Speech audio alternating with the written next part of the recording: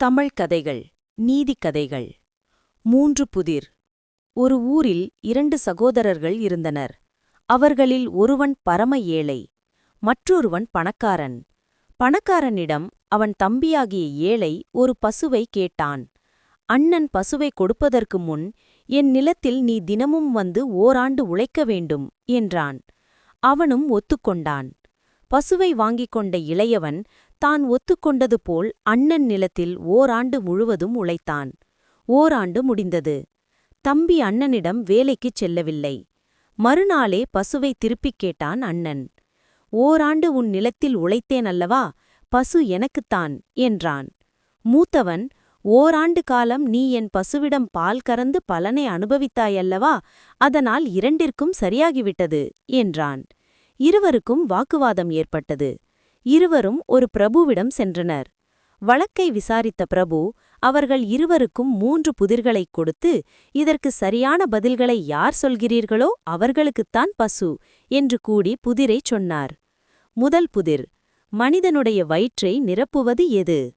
இரண்டாவது புதிர், மனிதனுக்கு மிக மகிழ்ச்சியை தருவது எது? மூன்றாவது புதிர், அதிக விரைவாக செல்வது எது? இந்த 3 புதிர்களுக்கும் நாளை விடை கூறுங்கள் என்றார். இருவரும் வீட்டிற்கு வந்து மூளையை குழப்பி சிந்தித்தனர்.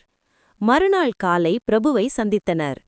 மூத்தவனை பிரபு அழைத்து, என் புதிருக்கு விடை சொல் என்றார். மேன்மை தங்கிய பிரபு அவர்களே, ஒரு மனிதனுடைய வயிற்றை நிரப்புவது எது என்று கேட்டீர்கள். அதற்கு சரியான விடை பன்றிக்கறி. கொழுத்த பன்றிக்கறியை சாப்பிட்டால் வயிறு நிரம்பும், பல மணி நேரம் பசிக்காது. இரண்டாவது, மனிதனுக்கு மகிழ்ச்சியை தருவது எது என்று கேட்டீர்கள். அதற்கு விடை பணம். பணம் பெட்டி நிறைய இருக்கும்போது எவ்வளவு மகிழ்ச்சி ஏற்படுகிறது தெரியுமா? பணம் குறைய குறைய மகிழ்ச்சியும் குறையும். மூன்றாவதாக, அதிவிரைவாக செல்வது எது என்று கேட்டீர்கள். அதற்கு சரியான விடை வேட்டை நாய். வேட்டை நாய்கள் விரைவாக ஓடி முயல்களை கூட பிடித்து விடுகின்றன என்று சொல்லிவிட்டு பிரபுவை பார்த்து, பசு எனக்குத்தானே என்று கேட்டான். முட்டாளே, நீ சொன்ன அனைத்தும் அபத்தமான பதில்கள் என்றார் பிரபு. பிரபு இளையவனை அழைத்தார். புதிருக்கு விடை சொல் என்றார். பிரபு, நம் வயிற்றை நிரப்புவது பூமி.